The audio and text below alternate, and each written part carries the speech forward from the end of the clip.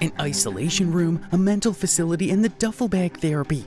In this video, we'll take a look at the 10 worst school punishments. Number 10, chopping off hair. So let's start from the beginning. Journey was just minding her own business on the school bus when her classmate decided to give her a new hairstyle. And by new hairstyle, I mean she chopped off a chunk of Journey's beautiful curly locks. Journey's dad takes her to the salon to fix her hair and it all seems well. Until a few days later, when Journey comes home with a buzz cut. And who's the culprit this time? Oh, just the school staff. You know, the people you trust to teach your kids and not give them traumatic haircuts. The teacher apparently thought she was doing Journey a favor by evening out her hair. Excuse me, that's not how hair works. It's not a math equation that needs to be balanced out. Can we keep our scissors away from other people's hair? And if you're a teacher, maybe stick to teaching and leave the hairstyling to the professionals. Number 9, monster closets. A teacher and an aide at Varnet Charter School allegedly took discipline to a whole new level. These two jokers thought it would be a good idea to put their pre-kindergarten students in a custodial closet that they nicknamed the Monster Closet. One of the students, a 4-year-old named Kellen Cheney, got thrown into the monster closet simply for laughing at another student who's already in there for acting up. Can you believe it? The punishment for laughing is to be locked up with a bunch of cleaning supplies and old brooms. What kind of lesson are you trying to teach a 4-year-old by locking them up in a dark closet? I can only imagine what kind of crazy things these two teachers were thinking. Maybe they thought they were training the next generation of janitors or something. But in all seriousness, this kind of behavior is unacceptable. Teachers are supposed to be role models. Number 8, banned for being bald. It's 2014 and a spunky young girl named Cameron Renfro walks into the school with a bald head. Why? Well, she had shaved it off in solidarity with her best friend Delaney Clements, who was battling cancer. But did her school, Caprock Academy, applaud her bravery and selflessness? Absolutely not. Instead, they told Cameron that her shaved head violated their dress code and banned her from school until her hair grew back in. Cameron's family was understandably outraged and took to social media to spread the word, and boy did the public respond. Thankfully, the school board eventually caved under the pressure. But get this, one guy still voted against her because he was worried it would set a precedent for policy waivers. Seriously, some people have their priorities seriously messed up. Let's hope that schools focus on the things that really matter, like kindness and compassion, instead of obsessing over haircuts. If you think these were bad, things are about to get worse. Keep watching to see what's next. Number 7, forced to eat off the floor. Oh boy, do I have a story for you. So in 2008, 15 unlucky students at Charles Sumner Elementary School in New Jersey were subjected to a punishment that is straight out of a horror movie. They were forced to eat off the floor. Yep, you heard that right, the floor. Apparently, the school accused these poor kids of wasting food and decided that eating off paper tray liners on the floor was an appropriate punishment. Can you believe that? I mean, I've heard of detention, but this is the next level bizarre.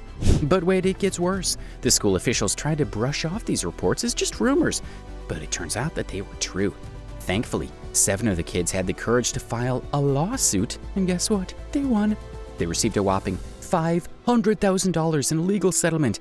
I guess you could say that justice was served, but honestly, the fact that they had to endure such a punishment in the first place is just plain unfair. Number 6, sent to fake prom. Have you ever heard of a fake prom? No? Well, let me tell you the story of Constance McMillan, a Mississippi teenager who was sent to one. So Constance wanted to bring her girlfriend as a date to the school prom. Nothing wrong with that, right? Well, apparently her school, Itamba Agricultural High School, had a problem with it. They had a policy that banned same-sex prom dates. Constance wasn't going to take this lying down. She sued the school and won the right to bring her girlfriend to the prom. But the school wasn't going to let her have her happy ending. They organized 2 proms, the real one and a fake one, and sent Constance and a few other problematic students to the fake prom. Constance and her family weren't going to let this go, and they took the school to court. After the case was settled, the school never bothered to reschedule the real prom. Number 5, strip searched. Now let's set the scene. Savannah was minding her own business, probably doodling in her notebook or daydreaming about her crush when suddenly she was called to the principal's office. Uh-oh, that can't be good, right? But little did she know she was about to experience the wildest ride of her life. The principal questioned her about having any pills on her, and Savannah, being the good student she was, replied with big old nope. The principal then asked to search her bag, and Savannah was like, sure, go ahead. But that wasn't enough for the principal. No, sir. He wanted to take things to the next level and ordered a female secretary to strip search poor Savannah. Can we just pause for a moment and say, what the heck? Who in their right mind thinks it's okay to strip search a 13-year-old for some over-the-counter painkillers? So there was Savannah, standing in her undies in the nurse's office while some stranger rifled through her belongings. Can you imagine how violated and embarrassed she must have felt? Number 4, a vote to kick out. Alex Barton, a not quite yet diagnosed autistic 5-year-old boy, is just minding his own business, pushing a table up with his feet off the ground when his kindergarten teacher, Wendy Portillo, decides to rain on his parade. Wendy decides that the best way to discipline Alex is by letting his classmates gang up on him like a pack of hungry wolves. She stands Alex in the middle of the classroom and asks the other kids to tell him all the things they don't like about him. What? That's just plain mean. And if that wasn't enough, she then holds a vote to see if they should kick Alex out of the class for the rest of the day. Seriously, Wendy, what were you thinking?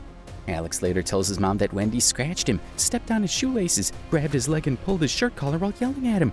What's even crazier is that Wendy denies all of it. But the kids in the class back up Alex's story. So who are we supposed to believe here? Starting now, things get even worse. Keep watching until the end. Number 3, duffel bag therapy. So back in 2011, a 9-year-old boy named Christopher Baker was put in a green duffel bag by his teachers as a form of therapy for his autism. Yeah, you heard that right. They thought shoving him in a bag would make him better. What a load of baloney. Now, when Christopher's mom came to pick him up from school that day, she saw the duffel bag lying next to the teacher's aide. And guess what? She could hear her son's voice coming from inside the bag. Can you imagine how scary that must have been for her? So she demanded that they open the bag and let her son out. But get this, the teacher's aide struggled to open the bag's drawstrings. It took her a few moments of fumbling before finally letting a sweaty Christopher climb out. And when they opened the bag, plastic balls went flying everywhere. It was like a bizarre game of whack-a-mole. Get this, the punishment's not only bizarre, but it's downright unfair.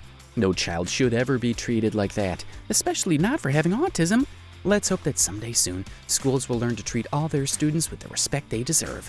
Number 2, mental facility. Hey there, I heard a pretty bizarre story that I just have to share with you. So a little 6-year-old girl from Florida got sent to a mental facility without her parents' consent for throwing a temper tantrum at school. Yeah, you heard that right, a 6-year-old. The little girl's name was Nadia Falk, and she was given antipsychotic medications while being locked up in the mental facility. Can you believe it? This sounds like something out of a horror movie, not real life.